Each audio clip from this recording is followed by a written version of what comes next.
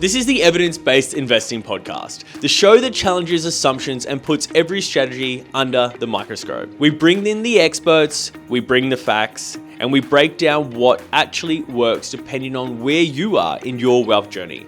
If you want hype, this isn't your podcast. If you want the truth, well then welcome aboard. The information in this podcast is for educational purposes only and does not constitute financial, tax, or legal advice. We discuss general investment concepts and share case studies, but your personal situation may be different. Always consult a qualified financial advisor before making any investment decisions. Past performance is not indicative of future results. Welcome back to another episode of Evidence-Based Investing. This is powered by Retained Property. I'm your host, Luke Ryan, and today we're going to go through the process of pre-due diligence, getting unbiased inspections when you're buying properties interstate, going through the process of how we conduct building and pest inspections, electrical inspections, and plumbing inspections. These are all really crucial steps that we take, and we do it in a specific order, in a specific way to reduce costs for dud homes and to also make sure that the inspections and the feedback that we're getting is coming from parties that you trust in an unbiased way. A lot of people are quite nervous buying properties interstate, and for good reason. I hope that this episode gives you a lot of clarity around the way that it should be done so that you're not wasting people's time and you're not wasting your own time, and most of all, you're not buying a dud. So you've got your finance, you've sat down, you've created a strategy, you've got your suburb shortlist, which you've agreed upon, and you're now at the point where you are searching for properties to purchase. Realestate.com.au domain is the places that we still look at. Now, we do have some special tools here. They're paid plugins to try and speed this process up. But if you're just buying one for yourself, I don't think you need to go to the expense of doing that. It's really just to save time. You can still get all of this information that I'm talking about today online from free sources. Yes, you will be jumping around from tab to tab, and you will have to find the certain council maps to do that.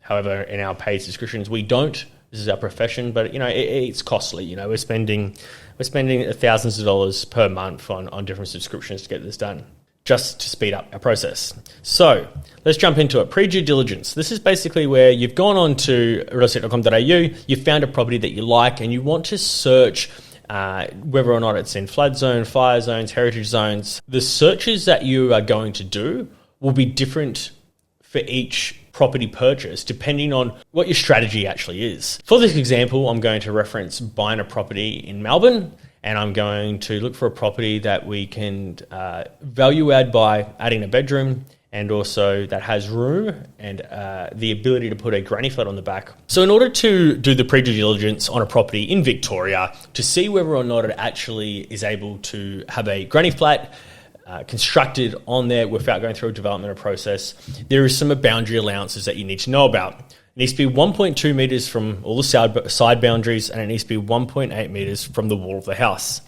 It can't be in the front yard, behind the line of other properties in the street generally.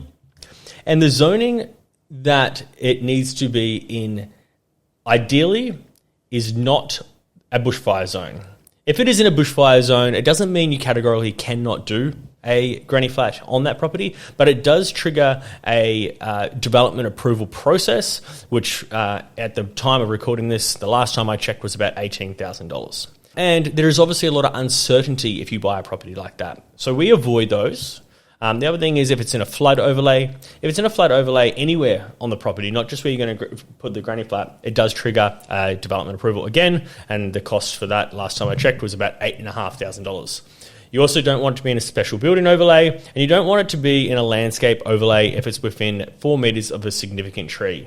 Now, again, those last two, the special building overlay and the landscape overlay, trigger a development approval process, which last time I went through the process cost me about $8,500 just to apply. Again, you may not be able to buy in that area. There's also a green wedge zone that you want to avoid. So you need to go through on the council websites and have a look at what overlay that your property is in. if you're looking to do a granny flat play on there. If it's in any of those, guys, I would probably just disqualify it unless there was some other reason, there was something about that property that was just going to work so perfectly for you. But typically, it's not that hard to find a property that is suitable to put a granny flat on, so I just steer clear of these. Now, the design and development overlay and heritage overlay is actually exempt. It can be in either of those, and it doesn't cause any issues. Now, just as a little bit of a disclaimer, guys, I am not a town planner. This is my understanding of it after speaking to granny flat builders. I certainly am not checking what the rules and regulations are every single day, but the last time I checked, these are pretty good. I actually go through a process when I am putting a granny flat on a property. I will actually go and get a quote for my clients from the granny flat builders, and they will, as part of the proposal, either guarantee it or not guarantee it for me. So there's some other things that you need to look at, guys, and that is the covenants. In the contract, when you get that sent through to you, or in the section 32 in Victoria, there'll be covenants in there. Some of the ones that we come across quite often is that the dwellings need to be constructed out of brick. Now, last time I got a quote for one of these, it added $32,000 to the build price, which is a significant amount of money. Once again, not really worth it. You're probably better off just disqualifying that property at this stage, at this pre-due diligence stage of your search, and finding one that doesn't have these. Now, the other thing that we look for is sometimes there is a single dwelling covenant, then again, makes it very, very difficult to put a granny flat on there because there already is one dwelling. Now, easements, guys, you can't construct over an easement, but you can build up against them, providing it's not too close to where the main sewer line falls into the easement. Now, you can check this on Dial before you dig. The other thing is, before you go and actually buy a property and choose that you want to do a granny flat play, don't just say, okay, well, I got it. Last time I rented out a granny flat, I was getting $500 a week for it. Ring the property managers in the area. Find out what the rental appraisals are for these 2-bedroom, 60 square meter granny flats. Make sure that it's actually going to be viable and do your cash flow projections for it. Typically, they do work out really, really well. It makes the property much easier to hold. But the cost of building is going up quite significantly. Typically, we're sort of spending $230,000 to $250,000 on a high-end granny flat. You can get sort of container-type ones that you put in a single dwelling. Obviously, you don't get as much rent for them, and you can get them as low as about $120,000 all done and dusted. Look, that's if you're looking to put a granny flat on. It's obviously not the only way to go about buying houses. We buy many properties that are just your typical bread and butter type deals that don't have that in there, but it is a strategy that I really like. The other thing that we often look for, and when we're actually doing our search at the start, is we go and look at the floor plan. What can we do with this floor plan? Is there a study nook or a dining room area that makes sense to spend a few $1,000s putting in a wall and adding an extra bedroom? Is the property got a floor plan that you can add multiple different bedrooms and go through a process to turn it from 1A to 1B accommodation and actually rent out all the rooms one by one as a rooming house type scenario? If you can again boost that cash flow significantly. It does change a lot of things when it comes to finance. If you're buying a property that is a room 1B accommodation, typically you're going to go through a process where you've got to get commercial finance, which makes it a little bit difficult. But if you buy one and then you change it over later, you don't necessarily have to tell the finance company that you've done that. I don't believe. I would go get advice around that. But I have heard of people doing it. Now, the only thing that you would also want to check is how that would go if you ever wanted to release equity out of it. I think you would come into issues if you did that. But, if you just set and forget a property like that, they can be really, really advantageous. The next thing that we talk about, guys, in the pre-due diligence is I've actually got a big checklist, right?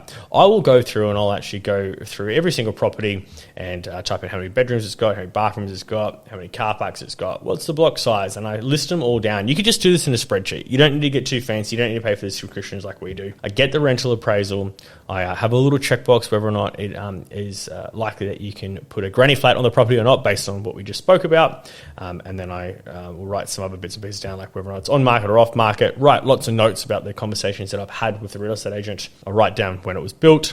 I also go and get quotes for the insurance at this point. I just use an online portal and just get an indicative price through something like Budget to see, roughly what the insurances are going to be. And I add this all into the cash flow projection spreadsheet, which I will link in to the bottom of this episode. We also write down any of the features, whether or not the place has got heating or air conditioning or solar. Now, a lot of this stuff, you might not want to write down, but I do because I always want to easily tell my clients, the features and everything from start to finish in a quick and effective way. However, it's not going to hurt, because if you go through all your different properties, look every morning, see what's online, add them into your spreadsheet, make a phone call to that real estate agent, you can actually then start comparing them, going, okay, well, I shortlist out of the 10 that I've looked at, these two are my favorite. Oh, this one has aircon, but this one doesn't. This one has solar, but this one doesn't. This one's got a shed, but this one doesn't.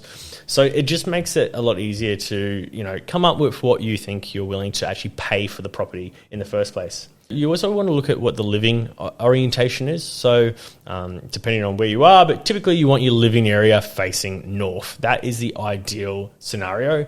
East is also, equally, or not quite equally, but, pretty good. When they're starting to face west, obviously you get that afternoon sun, which is never good. And if it's a living room is facing south, especially in the colder areas, if you're going down south, not ideal in winter, especially. You get very, very little sun. Now, there's some other things that you want to be looking out for, and I do this quite early on in the search. I just go into the map view and I will have a look at whether or not it's on a main road or not, whether or not it's any close to any like highways or overpasses. You want to make sure that, it doesn't mean you definitely can't buy a property like that, but you need to make sure that you take that into consideration when you're making your offer. I read a study not too long ago, and actually did a small scale study of myself to see whether or not having a property that's on a main road inhibits capital growth from a percentage point of view. And the findings were that it didn't really. What is really important, though, again, is making sure that you're buying it right in the first place. You don't want to buy a property that is everything's equal, same amount of bedrooms, bathrooms, similar just block size, similar renovations taking place. You don't want to be paying the same for that as one that's in a quiet back street. Obviously, that is a negative to be on a main road because of road noise. Other things that people often overlook, and it's not as important, but roundabouts or speed bumps out front of the property, it's going to increase that car noise. You've got squealing brakes, you've got cars taking off and accelerating afterwards. Train tracks is another one, guys. Obviously, noise. You just want to be very mindful of how close you are to the train tracks. Depending on whether it's heavy freight rail or not, will make a significant difference on how much noise is actually going to come from them. And obviously, if there's other buildings in the way, or if it's over a hill, if it's flat, etc., etc. Guys, cemeteries is a big one. You don't really want to be driving into a property where you have to drive past the cemetery at the start of the street, or you don't want to be opposite one. Any substations as well. A lot of people really, really don't like being near any substations or major power lines. Treatment plants is another one. You don't want those smelly wafts from a treatment plant. You definitely don't want to be opposite a school. The traffic around there is terrible. That's one that a lot of people really, really don't like. And then there's the obvious ones like flooding and fire zones. The other thing that we look at, guys, this is more done at a suburb shortlist level, but you can actually have a look at what the socioeconomic scores are for pockets within suburbs. So you can go into heat mapping tools and you can see what the index of relative social advantage and disadvantage score is. This is a data that is derived from government data, from census. You can get on the Australian Bureau of Statistics. You want to know what the social economic score is. It's things like how educated the people are in the area, what sort of wages they're on. You will actually, once you start looking at these heat maps and you have a look at it around the area that you live in, you'll start to realize that, wow, okay, that area over there, that's a 1 or a 2. When I drive down that street, it doesn't have as nice a feeling to it as the ones that are sitting up at 6, 7, 8, and 9. Once you sort of understand how that works, buying property interstate gets a little less scary because you can then find the good pockets within the good suburbs much easier.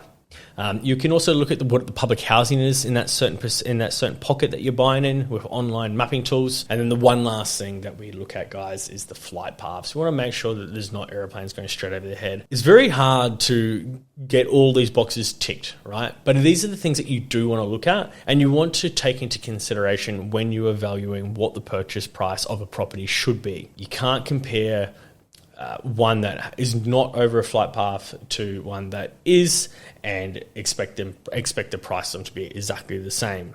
Now, the next thing that we do is obviously we go and have a look at all the photos and we just try and get an understanding of what maintenance is required just from the photos. So, guys, again, at this point, you haven't had to engage any professionals. You've had to spend some of your own time looking at various different websites and various different sources to find out these pieces of information to work out whether or not you think that this is a property that would be suitable for you. Once you understand what the vendor situation is, what the maintenance is that is required just from the photos, you can then make a decision whether or not you actually want to get the property inspected. And this is a bit of a hack that most people don't know about, but it works extremely well. Get to know the property managers in the area. Create a relationship with them. If you have a relationship with a property manager, they want to get your business, what you will find is they will go and inspect that property for you for either a very small fee or often for free if you give them the rental listing afterwards. The beauty of using a property manager, and ideally, or almost definitely actually, a property manager that is not working for the same company as what the selling agent is you get an unbiased inspection. They'll do a walkthrough. They'll video it all. I can send through a checklist if you like, all the things that you want them to check off. As they walk through, they will talk. Okay, I'm just walking up the front door here now. I can see that the front door is a bit sticky. That may need to be looked at. There's a little bit of a blemish on the roof there. All the taps are working. They get underneath the sinks and check for any leaking pipes. They check all the eaves. Guys, property managers are more qualified than you and me to go and do these inspections. They do it for a living. You're better off having them go through it and look at everything than you are going and walking through one in your own backyard.